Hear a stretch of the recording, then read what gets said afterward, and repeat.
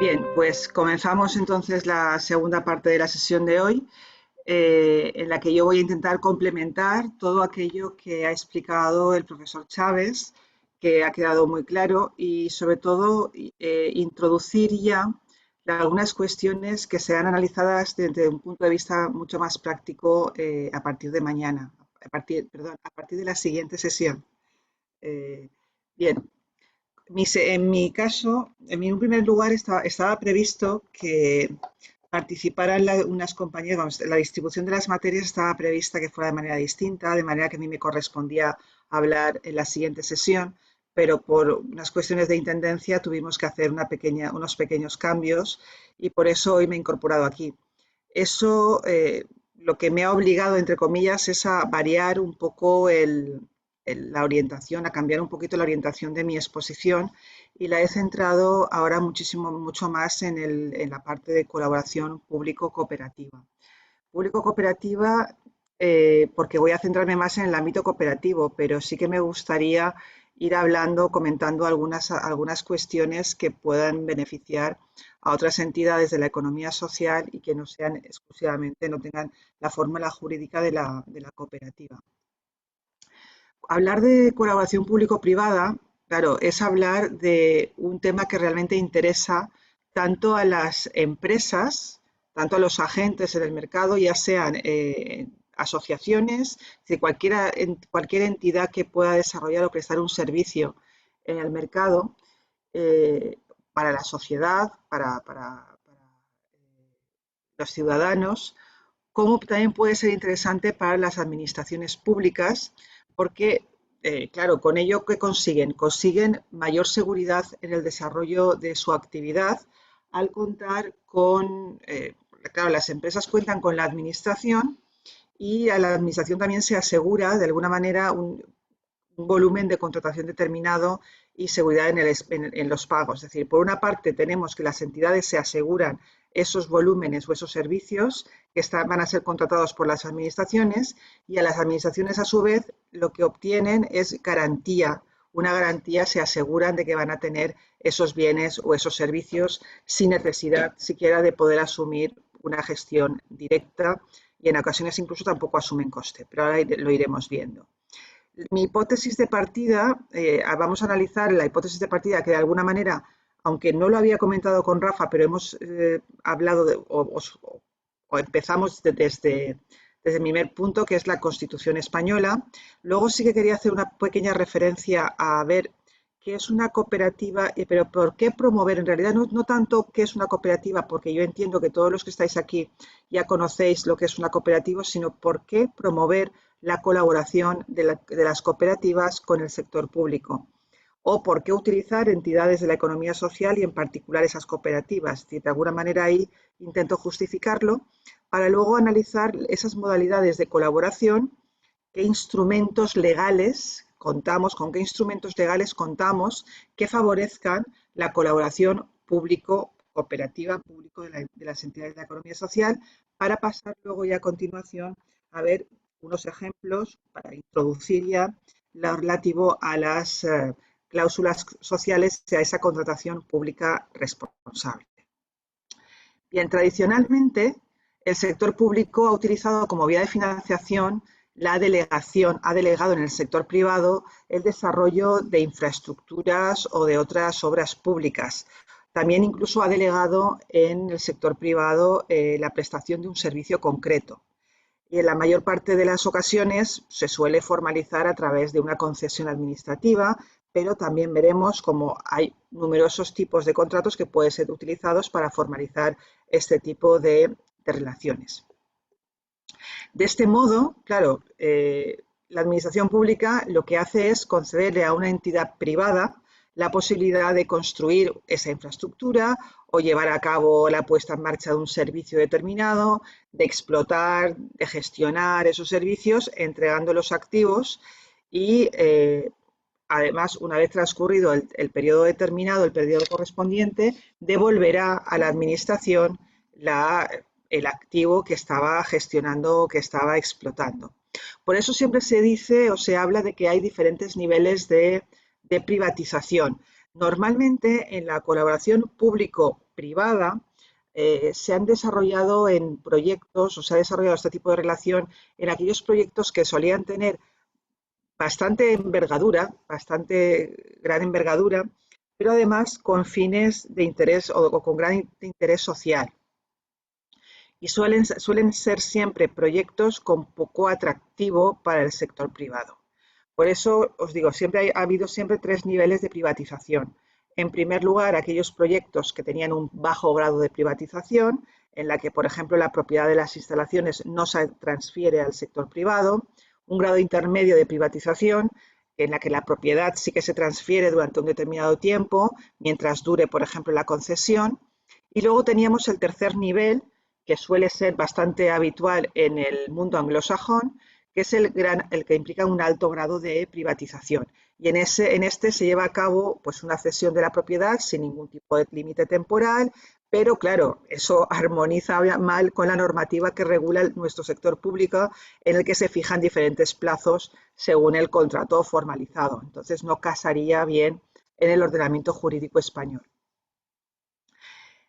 Lo importante es que la normativa que regula el sector público señala expresamente que se incorporen criterios sociales en la contratación pública y en particular habla de criterios sociales y medioambientales siempre que guarden alguna relación con el objeto de contrato. Y así lo fija el artículo 1, apartado 3 de la Ley de Contratos del Sector Público. Pero antes de pasar a lo que dice la Ley de Contratos del Sector Público, miremos qué nos dice nuestra Constitución. Partimos de tres preceptos, el artículo 128, el 129 y el 130. El primero que habla, en su apartado segundo, de la iniciativa pública en la actividad económica y la posibilidad de reservar por ley al sector público recursos y servicios esenciales. ¿Vale? Iniciativa pública en la actividad económica. Recordad que el artículo 19 de la Ley de Cooperativas Valenciana, como ya ha dicho Rafa en la anterior sesión, hace referencia a la posibilidad de que se puedan participar en la iniciativa económica las administraciones públicas y ser parte de cooperativas cuando sí, pueden desarrollar y pueden ser parte de esta actividad económica que antes no se mencionaba de manera expresa y ahora sí que aparece de modo expreso. O bien los poderes públicos atenderán a la modernización y desarrollo de todos los sectores económicos, o los poderes públicos fomentarán las sociedades cooperativas, como señala el artículo 130. Por tanto, ¿qué significa? Que el sector público local, ¿vale? También el sector autonómico en el ámbito estatal, pero nos vamos a centrar en lo que nos queda más cerca, que es el sector público local, podrá atender las necesidades de los administrados y contribuir al desarrollo económico de los municipios, promoviendo y colaborando con las cooperativas. Entonces, ahora volvemos al primer punto al que yo me refería, el artículo 1.3 de la Ley de Contratos del Sector Público, cuando dice que deberán incluir criterios sociales en la contratación pública, en particular sociales y medioambientales, siempre que guarden relación con el objeto del contrato, en la convicción de que su inclusión proporciona una mejor relación calidad-precio en la prestación contractual, así como una mayor y mejor eficiencia en la utilización de los fondos públicos. Igualmente, se facilitará el acceso a la contratación pública de las pequeñas y medianas empresas, así como de las empresas de la economía social. De manera expresa está reconociendo ya esa discriminación positiva respecto de las empresas de la economía social, facilitando e incorporando criterios que ya no supongan esa discriminación que hasta ahora existía y de la que siempre pues, estaba poniendo los límites la propia Ley de Defensa de la Competencia y a través de ella la Comisión Nacional de Mercados y de la Competencia. Yendo un poquito más allá de la colaboración público-privada y pensando en la colaboración en clave cooperativa, no existe un explícito reconocimiento legal, pero sí que ya la Comisión Europea en el año 2004 reconoció la existencia de diferentes formas de cooperación entre autoridades públicas y el mundo empresarial con un objetivo ya también muy claro, que era la financiación, la construcción, la renovación, mantenimiento de infraestructuras o la prestación de servicios públicos. Y desde la Unión Europea, como decía ya Rafa, pues se ha promovido esa colaboración público-cooperativa a través de diferentes manifestaciones. Y tened en cuenta que estoy hablando ya no solo de colaboración público-privada, sino de público-cooperativa. Tenemos el Libro Verde, en el que se consideró que los usuarios de los servicios de las cooperativas, al ser al mismo tiempo los socios, podían influir directamente sobre la empresa que presta el servicio y, por tanto, claro, si influyen directamente sobre la gestión, sobre la empresa que presta el servicio porque son parte del proyecto, pueden garantizar de mejor manera que el servicio responda a las necesidades. Y lo mismo ocurre en relación con la comunicación de 25 de octubre de 2011. Lo mismo lo que buscaba era construir un ecosistema de empresas sociales en el centro de la economía y de la innovación y promover este tipo de entidades porque son, bueno, pues los que se alinean mejor con ese concepto del que hablábamos de empresa social, y entendía que el sector cooperativo es el que más alineado se encuentra con los fines sociales o la innovación social que se persigue por las directrices comunitarias. Entonces, incluso en la comunicación de 25 de octubre de 2011 se presta una especial atención a los servicios, a las cooperativas que ellos llaman sociales, es decir, aquellas que prestan servicios o suministran bienes y servicios a un sector de la población que realmente es muy vulnerable o buscan, por ejemplo, la integración social o profesional para esos sectores con personas más desfavorecidas. Lo mismo ocurrió una resolución posterior, la resolución en las conclusiones del Consejo sobre la promoción de la economía social como motor clave del desarrollo económico y social en Europa, conclusiones del Consejo, se consideró se consideró que las cooperativas realmente combinaban actividades económicas sostenibles con el impacto social y, por tanto, se ajustaban mucho mejor los bienes y los servicios a las necesidades de los propios usuarios. Consideraba, por tanto, la Comisión Europea que contribuían sobremanera a ese desarrollo económico, social y humano de Europa. Por tanto, importante, ¿qué debemos entender por cooperativa y por qué consideramos que las cooperativas son la propuesta que mejor se adecúa a estas iniciativas, a estas propuestas que vienen formuladas desde Europa y que se van incorporando a todos los ordenamientos jurídicos y en particular al ordenamiento jurídico español? Recordad que la cooperativa es un instrumento que permite, pues, unir a personas que bien pueden ser productoras o bien pueden ser consumidoras o usuarias, ¿vale? Cuando hablamos de productores hablamos de agricultores, hablamos de artesanos, hablamos de trabajadores, o bien pueden ser personas consumidoras, usuarias de bienes o servicios que pueden unirse, pues, para satisfacer de manera conjunta, cooperando de manera conjunta sus necesidades. Pensad en la energía eléctrica, pensad en la vivienda, que pueden ser cooperativistas, pueden ser usuarios de una serie de energía, de la compra de energía a mejor precio o de la adquisición o el acceso a la vivienda. No hablemos de adquisición, puede ser adquisición o no, de acceso a la vivienda en unas condiciones distintas a las que habitualmente pues encontramos en el mercado y que suele ser un poquito más complicada. Recordad que los socios no son inversores, ¿vale? Lo que cumplen o dan solución a una serie de necesidades comunes. Crean la cooperativa y participan directamente en la actividad económica. Ellos, por tanto, lo que hacen es aportar un capital que podría en un momento determinado remunerarse con un cierto tipo de interés según establezcan los propios estatutos, pero no da el control. Recordad siempre que en las cooperativas el principio que rige las mismas es el de una persona es un voto. Podrían incluso existir lo que se denominan los socios minoritarios de capital o bien, como ya llamamos, como técnicamente se les conoce, como asociados. ¿Para qué creamos una cooperativa? Bueno, pues la creamos para pues, conseguir un empleo digno, para poder acceder a servicios, para poder dar salida a la producción, para mejorar las condiciones de nuestra actividad profesional. Es decir, lo que atienden son a las necesidades de los sujetos que las integran. Por eso hablamos siempre de que integran o que tienen fines mutualistas o fines generales. Por eso hablamos muchas veces también de cooperativas, las podemos calificar como no lucrativas y como cooperativas de utilidad pública. Claro, lo importante es diferenciarlas respecto de otras entidades. En relación con las asociaciones, tienen muchísimos puntos en común, muchísimos puntos comunes, precisamente la democracia, ese principio democrático, ese principio de no repartir dividendos, por supuesto, responsabilidad limitada.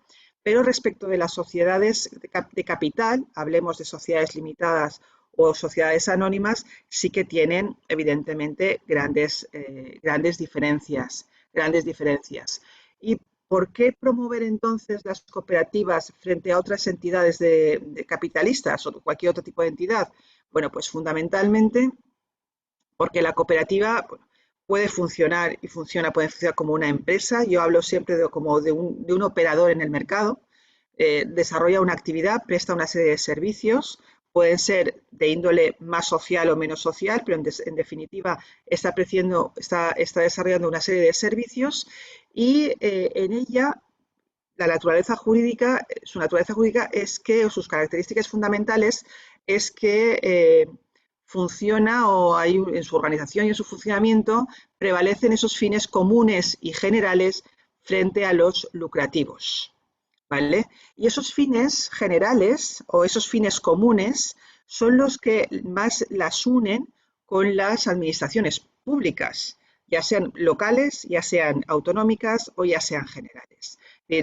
Cuando hablamos de colaboración público-cooperativa o público-privada con carácter general, lo que tenemos que estar buscando, porque así nos lo marca la propia Ley de Contratos del Sector Público, es aquellas entidades que estén más alineadas con los objetivos que persiguen las administraciones públicas. ¿Y cuáles son esas entidades que se encuentran más alineadas con los objetivos de las administraciones públicas? Pues indudablemente las entidades de la economía social y ahora en particular las cooperativas. Es decir, son el vehículo adecuado para desarrollar, para la puesta en marcha de los proyectos de colaboración público-cooperativa. Especialmente estamos pensando en crear empleo de calidad, en fomentar la inclusión social de determinados sectores que se encuentran en riesgo de exclusión, porque son las entidades que, bueno, en su ADN, en su naturaleza, lo que promueven es ese desarrollo sostenible, esa democracia participativa o la innovación social. Por tanto, insisto como conclusión que esa alianza entre entidades públicas y la sociedad civil organizada a través de una fórmula jurídica determinada es uno de los retos que además se está afrontando y que nos viene dado ya por la propia Unión Europea y nos lo va marcando en sus propias directrices. Bien, ¿cómo pueden establecerse, cómo podemos crear esas alianzas? Esas alianzas entre sector público y sector privado. Bueno, pues sector privado, particularmente en las cooperativas. Bueno, podemos promover cooperativas para poder atender necesidades de los vecinos. Primera opción. Podemos crear cooperativas para crear centros de coworking, centros de atención a mayores, para crear incluso cooperativas de vivienda, residencias de mayores. Es decir, podemos incorporar este tipo de herramientas. Podemos crear, no sé, se me ocurre cooperativas de rehabilitación del casco antiguo de una ciudad determinada, de un pueblo determinado, para que luego pueda ser entregada en alquiler social o para poder darle vivienda digna a personas en riesgo de exclusión. Imaginaros a mujeres que han tenido problemas de violencia de género, etcétera. Es decir, que vamos a intentar buscar o vamos a intentar cubrir esas necesidades de un grupo determinado de vecinos y podemos crear, para atender a esas necesidades, una cooperativa. Pero también podemos apoyar a las cooperativas existentes o aquellas que que se pueda constituir nuevo. Y podemos, por ejemplo, crear cooperativas para adquirir bienes o para utilizar servicios promovidos por cooperativas. A mí se me está ocurriendo, por supuesto, obviamente, las comunidades energéticas, la agrupación de personas que quieren, bueno, pues poner en sus diferentes tejados unas plantas fotovoltaicas para autoconsumo y se crean o se agrupan en modo comunidad cooperativa de producción de energía eléctrica, bueno, con todas las facilidades y con todas las ventajas que ello puede tener en cuanto a responsabilidades y a tener un ente que de alguna manera gestiona toda la actividad. Pero también se pueden asociar con otras cooperativas o con los socios cooperadores para desarrollar conjuntamente iniciativas económicas o prestar servicios públicos. Bien, por tanto, tenemos dos líneas. O prestamos directamente, las administraciones públicas, para poder desarrollar actividades de esa colaboración público-cooperativa, pueden bien prestar directamente servicios públicos a través de entidades que pertenezcan a la economía social, o bien prestar servicios públicos a través de la contratación, a través de procedimientos de contratación y la incorporación de cláusulas sociales. Y de alguna manera eso es lo que estoy intentando yo aclarar aquí con esta sesión.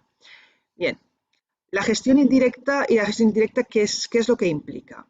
Bueno, cuando hablamos de gestión directa, hablamos de que será la propia entidad local, local o la administración pública autonómica o la estatal. Hablamos de que sea ella misma la que gestione un servicio determinado, o bien un organismo autónomo local, o puede ser, por ejemplo, una entidad pública empresarial local o una sociedad mercantil. Incluso podríamos hablar de una cooperativa de servicios públicos, ¿vale?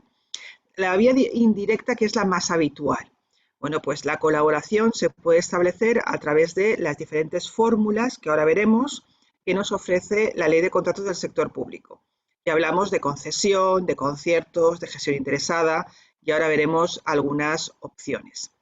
Las modalidades de colaboración que nos encontramos en nuestro ordenamiento jurídico, en cuanto que las administraciones públicas son demandantes de bienes y servicios, pueden ser parte de esa colaboración y ahora veremos a través de qué vías. Las administraciones públicas pueden ser bien demandantes o bien pueden ser directamente promotores.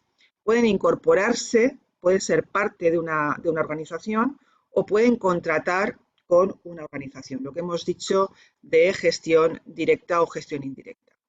Cabe, por tanto, o nosotros diferenciamos entre la colaboración denominada institucional y la colaboración contractual.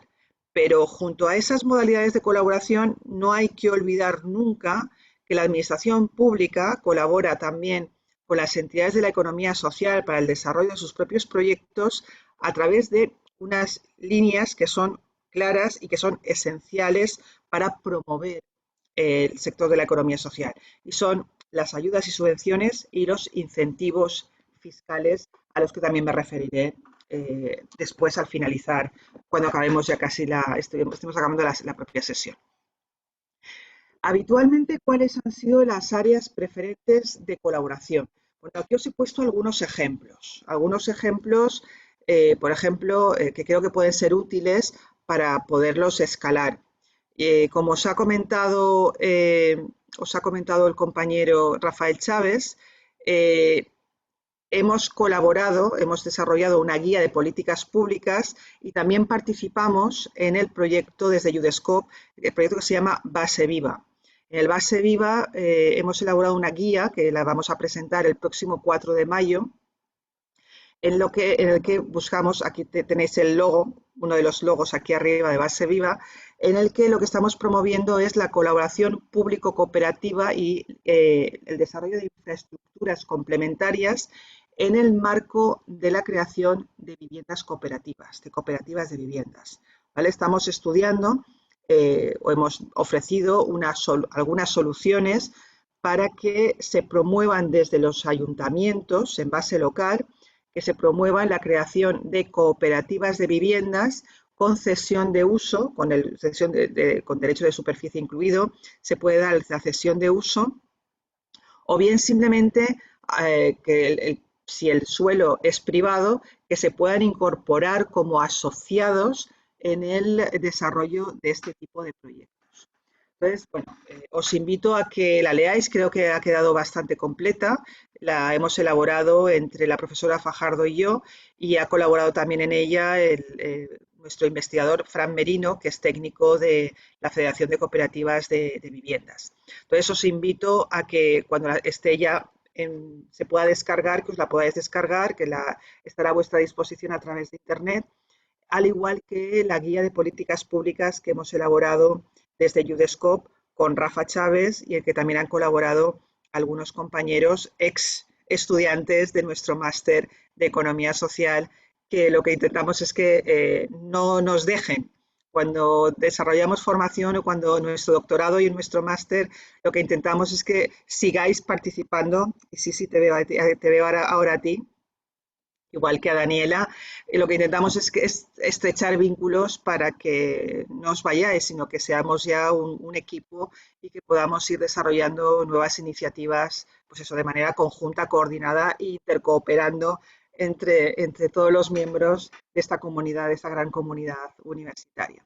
Entonces, allí hemos desarrollado numerosos ejemplos de colaboración, de público cooperativa, y os he puesto aquí algunos de ellos. Por ejemplo, en el ámbito de la creación de empleo, se adjudicó por concesión administrativa la gestión a antiguos trabajadores que se habían constituido en cooperativa.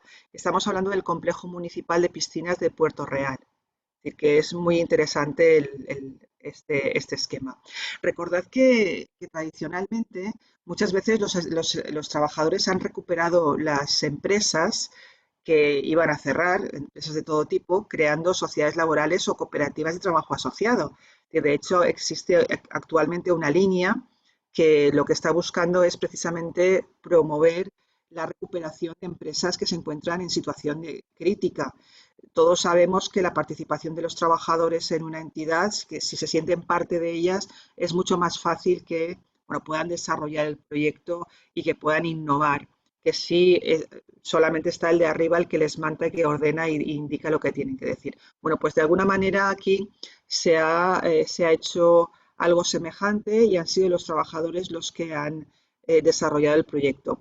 O, por ejemplo, tenemos la promoción al emprendimiento, que ha sido una entidad promovida por FEVECTA, que suele colaborar mucho además también con nosotros. En la anterior edición participó con nosotros Paloma Tarazona y han desarrollado el proyecto, entre otros, de Betacop. El próximo día os hablará Viviana Cosío, que es también alumna de nuestro máster, que se ha integrado en el equipo de FEVECTA, del equipo y en el proyecto Migracop. Entonces, creo para repoblamiento, zonas rurales y para la incorporación y para la repoblación del mundo rural. En el caso de Betacop, el Ayuntamiento de Castellón cedía instalaciones para desarrollo de actividades económicas y para la promoción de nuevos emprendimientos. Aquí veis algunos ejemplos más en materia de alojamiento, la cesión de suelo para vivienda colaborativa de personas mayores en régimen cooperativo, y tenemos el ejemplo del Ayuntamiento de Rivas, Vacía, Madrid. Asistencia a personas, lo mismo, con necesidades especiales, la cooperativa Cuidem Lluçanès, que se promovió por el Ayuntamiento de Lluçanès. Tenemos Gestalmur, también no está aquí mencionada, pero os la cuento yo, Gestalmur, que también ha sido una cooperativa de mujeres que lo que han buscado ha sido promovida por el Ayuntamiento, pero no ha participado en el capital.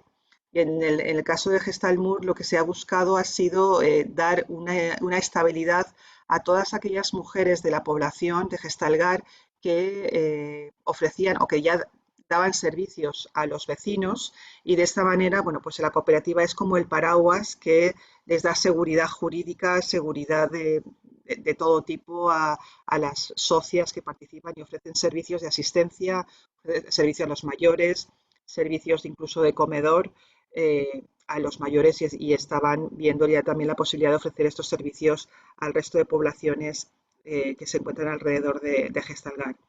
En el ámbito de las comunidades energéticas, por ejemplo, actualmente está en marcha hay varias iniciativas en el ámbito de las comunidades energéticas. Aquí en Valencia, el Ayuntamiento de Valencia que está impulsando la creación de una comunidad energética en Castellar Liberal sobre una cubierta pública, ¿vale? Para dar servicio a las familias y, de la zona de Castellar Liberal.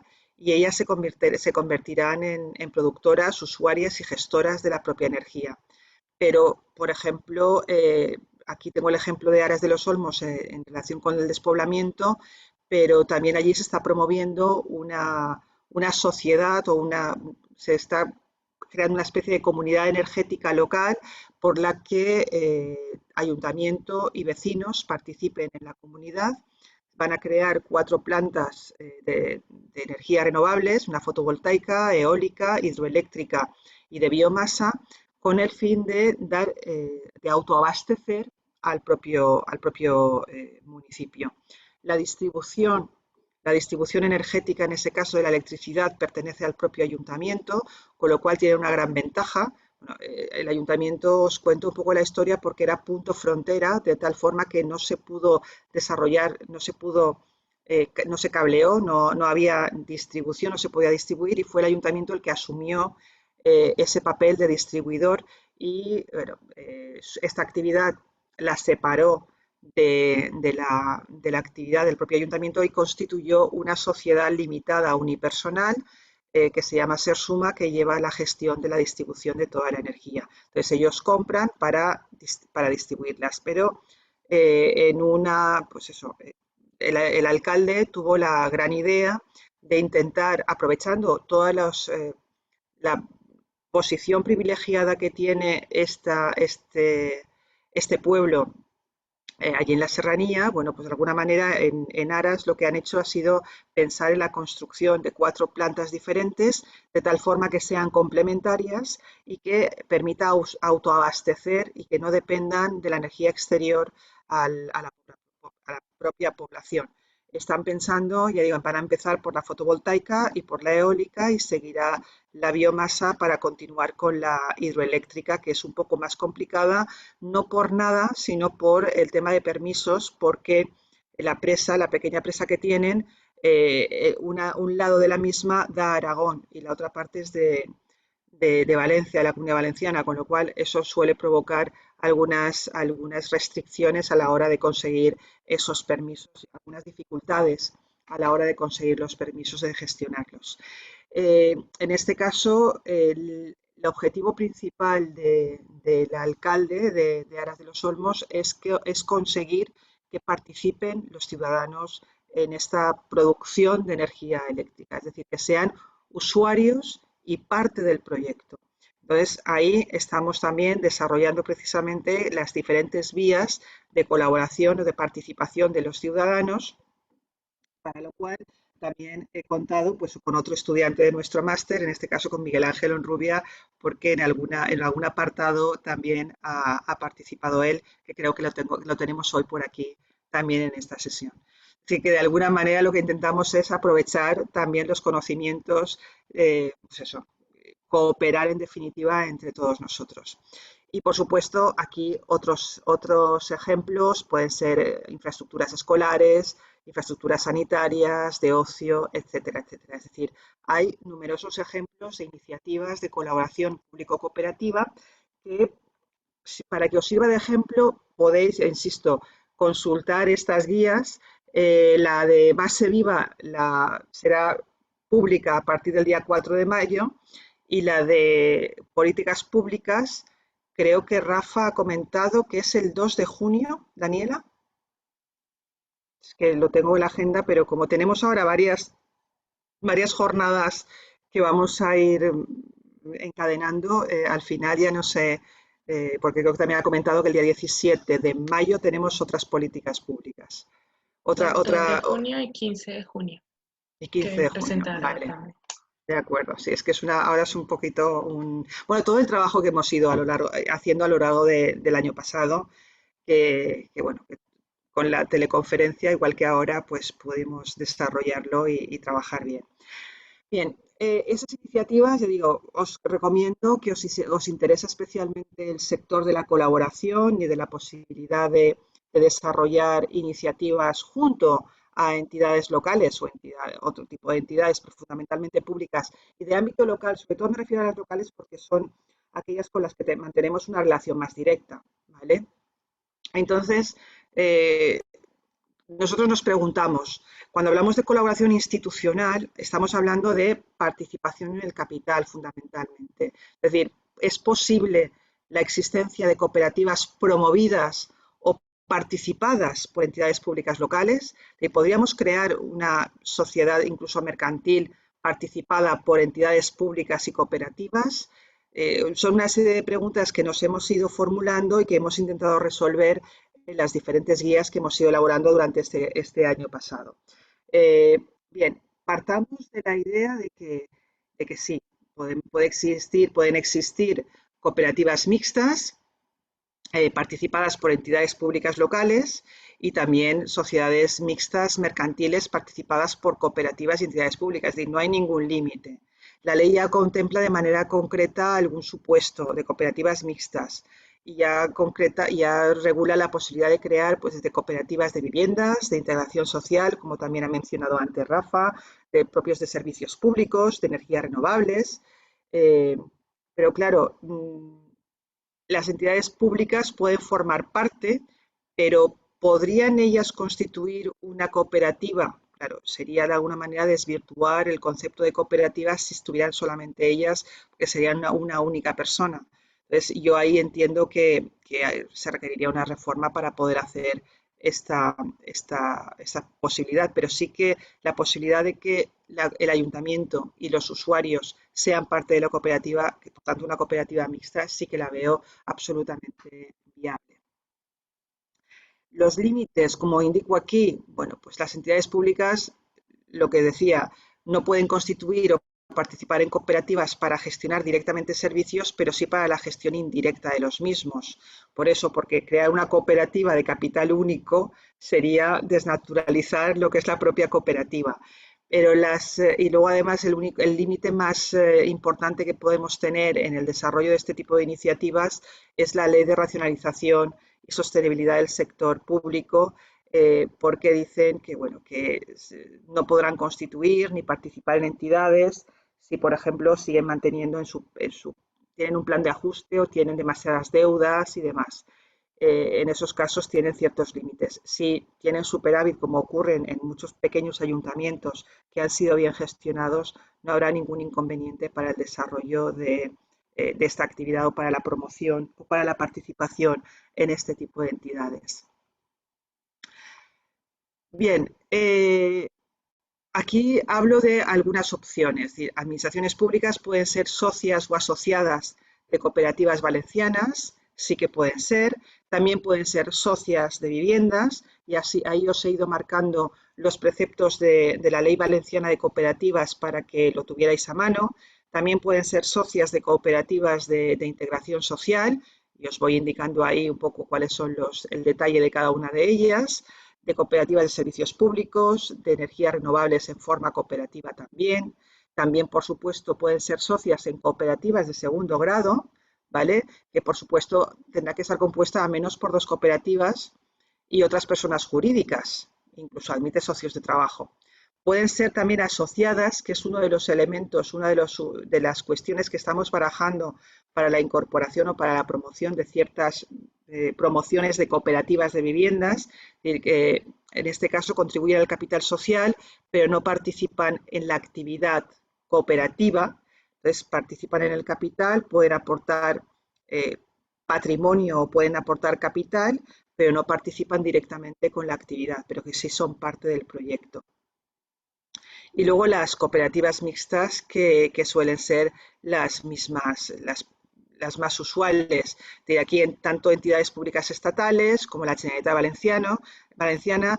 En este caso, perdón, hay una diferencia. Ahí vería, las entidades públicas estatales o la Generalitat Valenciana, la normativa señala que pueden constituir formas jurídicas, formas mercantiles, bien fundaciones o bien consorcios. Y en este caso, todos este tipo de entidades pueden estar participadas también por cooperativas. Lo que ocurre es que en estos casos las entidades públicas deben tener el control efectivo de estas entidades mixtas, ¿vale?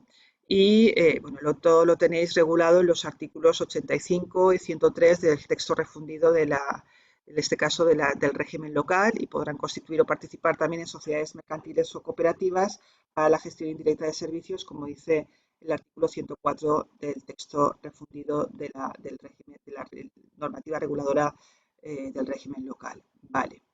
¿Qué tipo de contratos públicos podemos utilizar para el fomento de la colaboración público-cooperativa?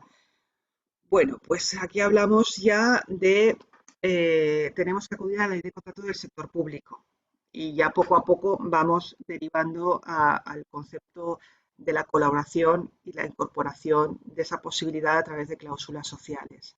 La ley de contratos del sector público reconoce la posibilidad de que se puedan realizar determinadas obras, prestar los servicios de las administraciones públicas, pueden prestar determinados servicios en colaboración con empresarios particulares y, como dice la propia norma, autoorganizándose bien a través de medios propios o bien a través de sistemas de cooperación pública vertical y horizontal. Cuando hablamos de medios propios, claro, hablamos de aquellos entes que se encuentran directamente vinculados porque son parte del capital. Es decir, tienen todo el capital suyo, son organismos dependientes de la entidad o son fundaciones creadas por la propia entidad, es decir, son empresas del sector público. Cuando hablamos de colaboración pública horizontal, claro, hablamos ya de buscar el vínculo con terceras entidades que ya no son parte del sector. Y para ello podemos utilizar diferentes fórmulas, desde el contrato de obra o la concesión de obras y servicios, que aquí, perdón, pero me sale duplicada la misma línea. Cuando hablamos de concesión de obras, bueno, pues lo mismo, trabajos que modifiquen formas, sustancias del vuelo, mejora del medio físico natural, o hablamos de concesiones de servicios. Hablamos también de contratos de suministro, es decir, la posibilidad de arrendar con o sin opción de compra de productos o bienes muebles, programas de ordenador. Hablamos de contratos de servicios, igualmente, que tienen que ser distintos de obra o de suministro, que lo regula por exclusión. Contratos mixtos o adjudicación a sociedades de economía mixta, que es una vía, según detalla el artículo 22, que ahora lo veremos, es una vía de gestión indirecta de servicios a través de una sociedad mercantil o cooperativa participada por una entidad pública. Al margen de la ley de contratos del sector público nos encontramos con los conciertos y con los convenios, algo muy utilizado porque permiten pues desarrollar una serie de servicios, normalmente que son sociales, que se encuentran fuera o regulados fuera del ámbito de la contratación pública. Es decir, se suelen utilizar la figura de conciertos o conciertos sanitarios, conciertos educativos, conciertos sociales o bien convenios, ¿vale? Convenios que se pueden formalizar bien entre entidades públicas. Imaginad, por ejemplo, los convenios que tenemos nosotros desde la universidad con la Generalitat Valenciana para el desarrollo de ese laboratorio de colaboración público-cooperativa que nos han pedido expresamente que desarrollemos, y ver qué tipo de entidades, vamos a crear un mapa de entidades a las cuales pueden los ayuntamientos llamar a la puerta para formalizar contratos con ellos, bien a través de los contratos reservados o a través de la reserva de mercado, bien a través de convenios, conciertos, etc. Se trata de elaborar ese esquema para facilitarles el trabajo y para fomentar que las cooperativas, que las entidades de la economía social puedan ser parte de la promoción o parte del desarrollo de políticas sociales llevadas a cabo por las propias administraciones públicas. Y también se regula, pero esto sí que se encuentra dentro de la Ley de Contratos del Sector Público, la Asociación para la Innovación. Es decir, aquí se hablaba de aquella cuya finalidad es puramente el desarrollo de productos y servicios u obras innovadores. Pero cuando hablamos de innovación no determina si la innovación, porque tradicionalmente la innovación siempre ha sido tecnológica, pero nadie habla de la innovación social. Y en este caso sí que podríamos desarrollar determinados proyectos sociales de innovación social en base a este artículo 177 según el procedimiento que se marca. Entonces, en este caso, bueno, pues podríamos llevar a desarrollar una asociación para la innovación social en un ámbito concreto determinado, siguiendo el procedimiento marcado por la Ley de Contrato del Sector Público. Por tanto, contamos con diferentes fórmulas de fomento y colaboración de la economía social. Bien, hemos hablado de gestión directa y de gestión indirecta. Hemos hablado de la participación de los municipios en cooperativas. Pero nos faltará por analizar dos cuestiones. Por una parte, el reconocimiento de incentivos fiscales o de subvenciones con carácter general. No voy a entrar con profundidad. Y, en segundo lugar, esa discriminación positiva en la contratación pública de las empresas y de la economía social. Cuando hablamos de ayudas y subvenciones, según la Ley General de Subvenciones, sabemos que he puesto LGC, pues no, es LGS, perdonad, acabo de darme cuenta de la errata. Bien, pues las entidades de la economía social y, por tanto, por supuesto, las cooperativas podrán ser beneficiarias de la actividad municipal de subvención. No solo de la actividad municipal, sino también de la actividad comunitaria de la Generalitat Valenciana, de la autonómica, estatal, europea, etcétera. Es decir, puede ser sujeto de ayudas y subvenciones. Contamos, por ejemplo, con subvenciones dirigidas a cooperativas dentro del programa anual para el fomento de empleo y mejora de la competitividad en cooperativas que tienen por objeto bien la incorporación de socios trabajadores o socios de trabajo, bien la realización de inversiones, o bien la prestación de asistencia técnica o la formación, difusión y fomento. Vale. Tenemos un problema en el punto de ayudas y subvenciones. Cuando estamos hablando y hoy precisamente hemos tenido una reunión de un programa sobre el RESET que lleva a cabo la Generalitat Valenciana y precisamente estábamos discutiendo o estábamos reflexionando sobre la financiación. A pequeña escala sí que existen numerosas ayudas y subvenciones, cuando estamos hablando de pequeñas cantidades, ¿vale? Y de hecho, todas las comunidades autónomas suelen tener líneas de financiación para la incorporación de socios trabajadores, porque esta actividad se delega en las administraciones autonómicas. Entonces sí que está cubierta, sí que se encuentra cubierta esta parte, pero porque son cifras bajas.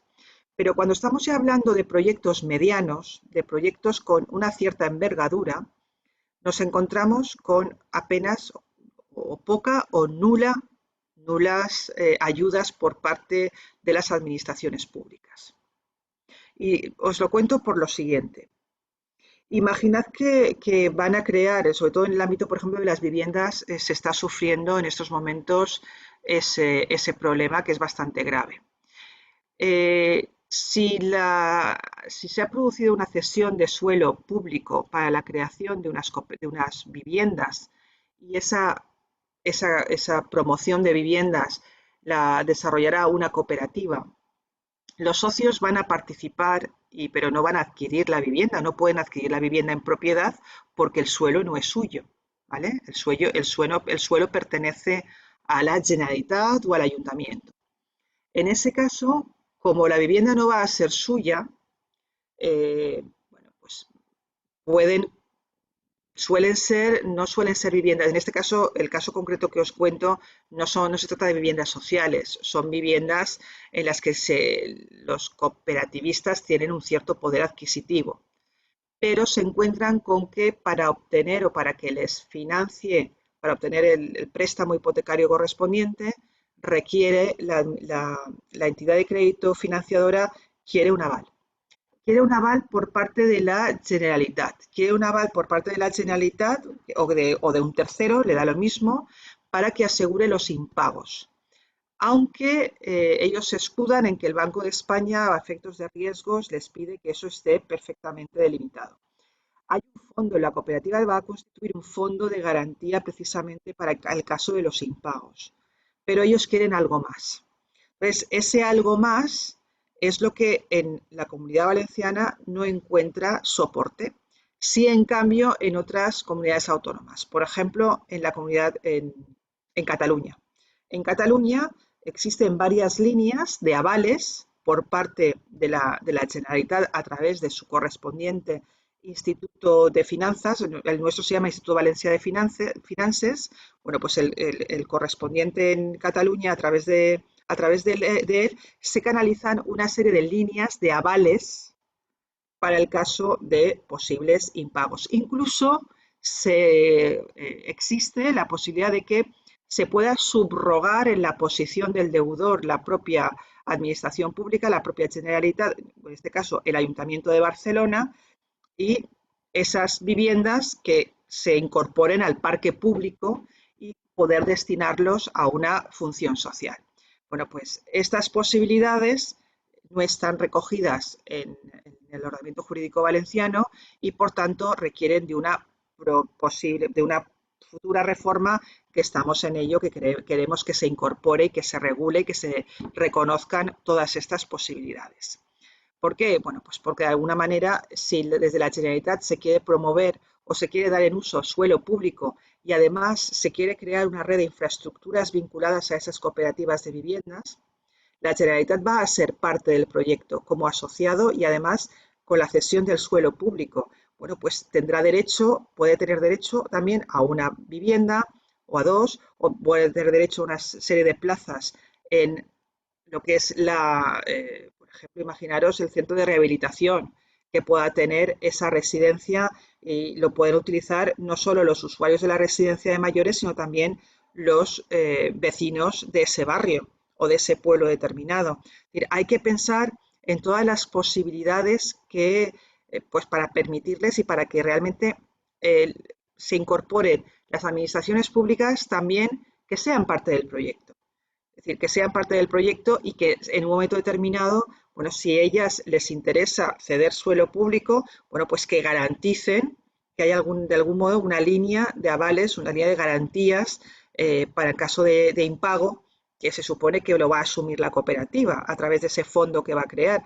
Pero, bueno, pues si nos piden que incorporemos esa línea de avales, pues hagámoslo. Entonces, de alguna manera, estamos desarrollando a través de este convenio que vamos a formalizar con FECOVI desde Judescop, con FECOVI y con la Consejería de Vivienda, vamos a intentar desarrollar todas estas posibilidades y estamos estudiando precisamente el ámbito de la financiación para este tipo de proyectos que ya tienen un cierto grado superior, tienen mayor envergadura que las ayudas y subvenciones de las que os estaba comentando, que están mucho más limitadas.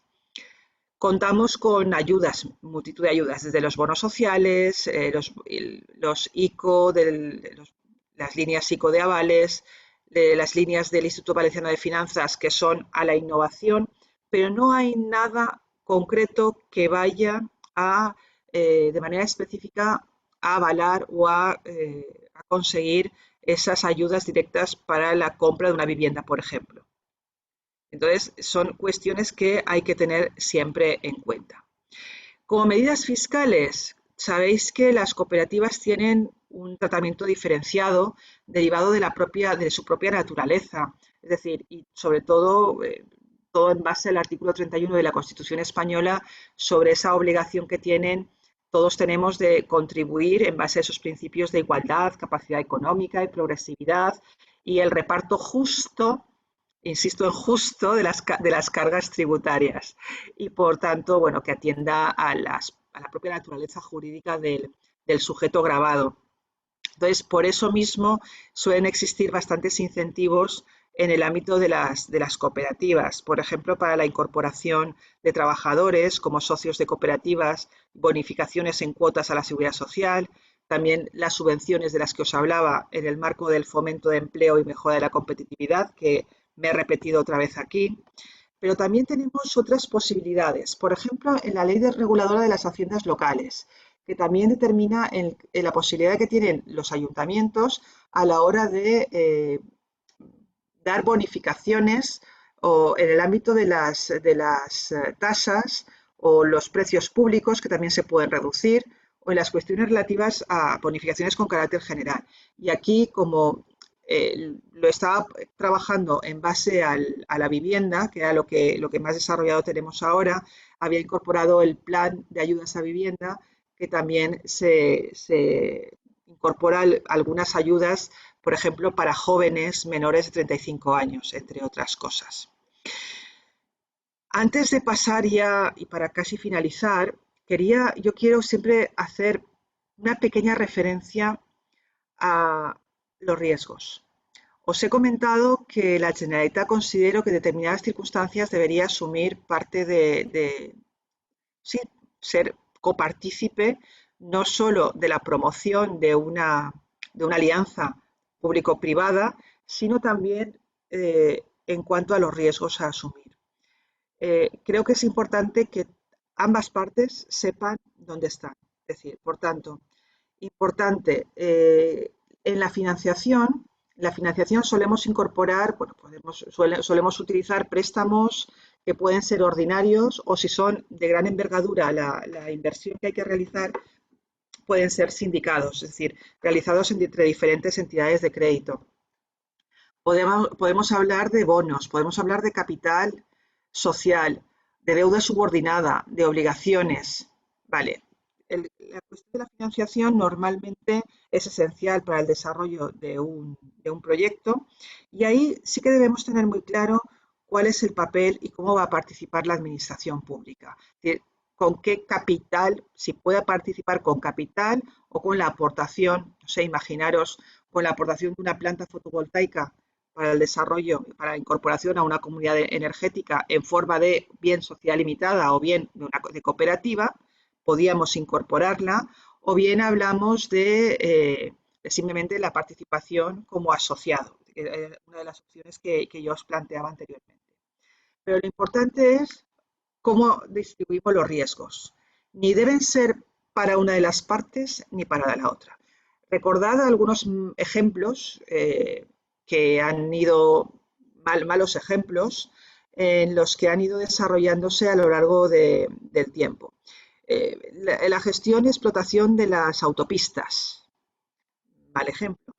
Era una vía de colaboración público-privada en la que se construía se construía la autopista a cambio de luego la explotación durante 50, 75 años. ¿Qué ocurría? Bueno, pues que en algunas ocasiones ha habido algunos peajes de autopistas, por ejemplo, alrededor de Madrid, en la que esos proyectos de viabilidad no fueron reales y han tenido que asumir los riesgos, al final, el propio gobierno de la Ciudad de Madrid, el gobierno autonómico madrileño, porque fue quien generó y quien creó estos peajes correspondientes. Entonces, importante, tenemos que conseguir dar confianza para conseguir una mejor financiación, pero los riesgos se asumen entre todas las partes y todos deben saber cuál es el nivel, cómo participan y, por tanto, cuál es la corresponsabilidad, su corresponsabilidad, ¿vale? Entonces, ¿cómo conseguimos obtener la financiación y cómo conseguimos? Bueno, hay que conseguir esas garantías. Las garantías son esenciales para el buen funcionamiento del proyecto y además esas garantías son esenciales para lograr conseguir una mejor financiación. Entonces, ahí es esencial el papel que puedan desarrollar los socios, ¿vale? Y del mismo modo, de contratos terceros que podamos conseguir o de apoyos de terceros que podamos conseguir. En el caso de los contratos de apoyo de los socios, si estamos hablando de sociedades mercantiles, normalmente son contratos que tienen que ir al margen porque no se encuentran incorporados dentro del estatuto o podemos desarrollarlo a través de pactos parasociales, incluso se podrían incorporar dentro de los estatutos. Cuando hablamos de compromisos asumidos por los propios socios, o sea, contratos de apoyo de los socios, claro, entendamos que cuando hablamos de cooperativas tenemos la ventaja de que se pueden incorporar o la propia legislación ya reconoce ciertos aspectos. Es decir, y no es necesario depender de ningún tipo de modificación estatutaria ni un pacto de terceros, sino que por la vía de la propia cooperativa, se podrán establecer restricciones y responsabilidades y la obligación de realizar nuevas aportaciones en su caso, por ejemplo, voluntarias, etcétera, etcétera, en función de la naturaleza jurídica de cada uno de los socios.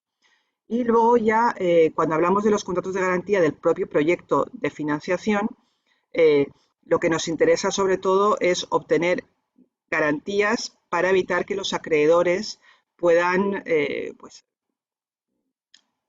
obtener en garantía los bienes de la cooperativa.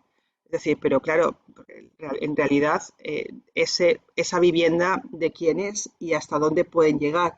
Entonces necesitan los acreedores una garantía adicional, por ejemplo, cuando estamos hablando de cooperativas de viviendas en cesión de uso, otra cosa distinta serían cooperativas privadas en las que el suelo es comprado por la propia cooperativa, gestionado por los propios socios, etcétera, etcétera.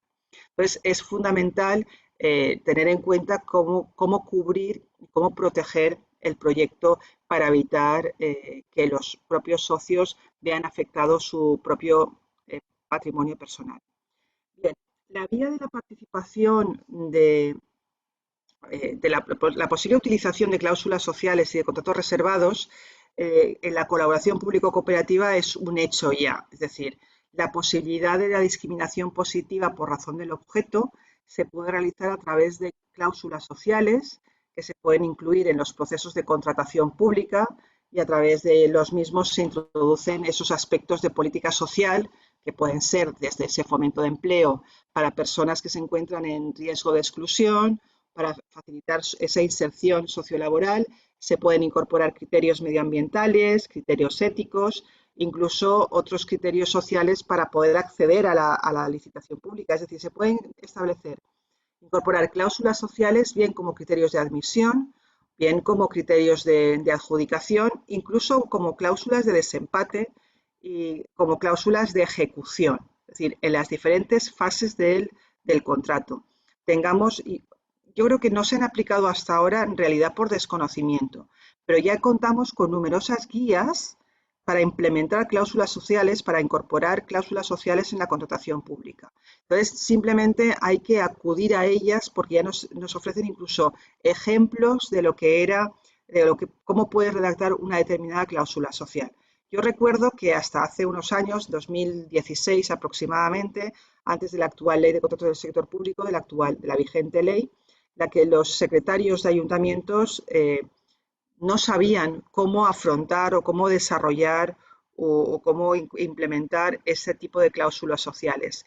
Poco a poco, a partir del año 2017, la propia Junta Central Consultiva y las autonómicas fueron ya, para aquellos ayuntamientos que ya se atrevían, o administraciones autonómicas o estatal, que ya se atrevían a incorporar cláusulas sociales, ya empezaban a interpretar y a decir si eran correctas o no lo eran.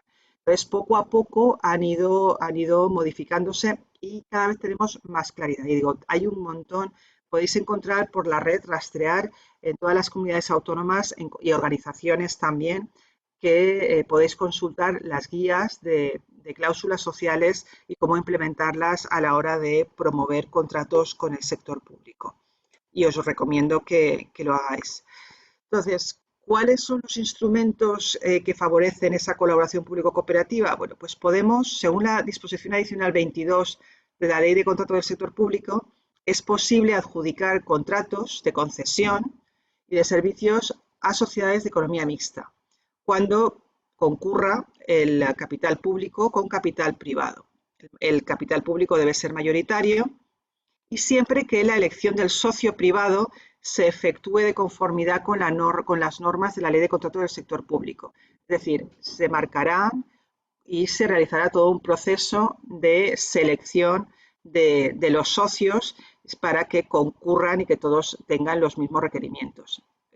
Por ejemplo, una de las posibilidades que yo me planteé para que los vecinos del pueblo de Aras de los Olmos pudieran ser parte de la sociedad limitada que queremos crear para la explotación de las plantas de generación de energías renovables en Aras de los Olmos, era que concurrieran o que se hiciera un proceso de concurso objetivo de tal forma que fuera simplemente algo así como que todos aquellos vecinos que tengan contador, que sean titulares de un contador de electricidad, podrán concurrir y podrán ser parte. Entonces, si seguimos todo el proceso, podríamos adjudicar directamente la concesión del servicio a esta sociedad de economía mixta que vamos a crear.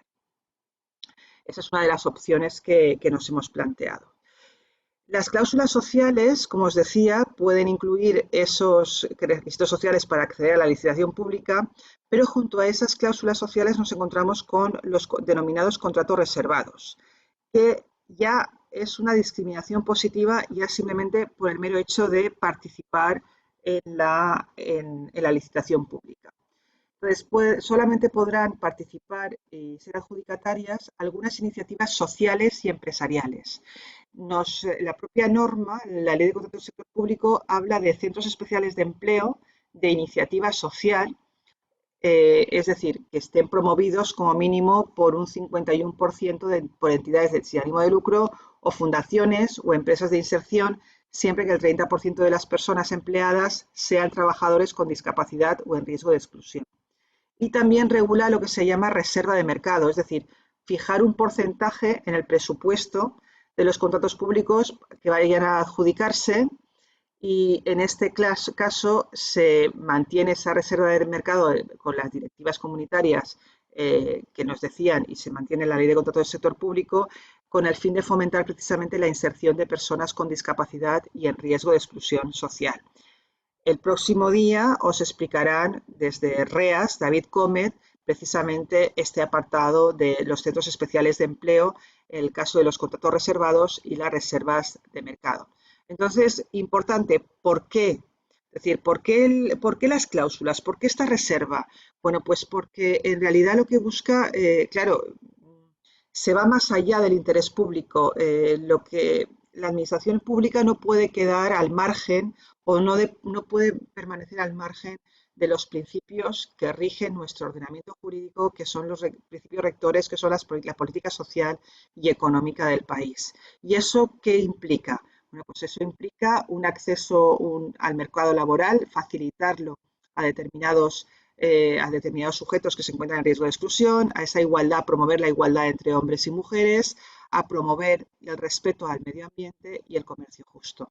Y sobre todo lo más importante es conseguir la rentabilidad social, es decir, combinar criterios económicos y criterios sociales en la contratación, que eso también, claro, eso supone un ahorro considerable del gasto público social, y es algo a tener en cuenta.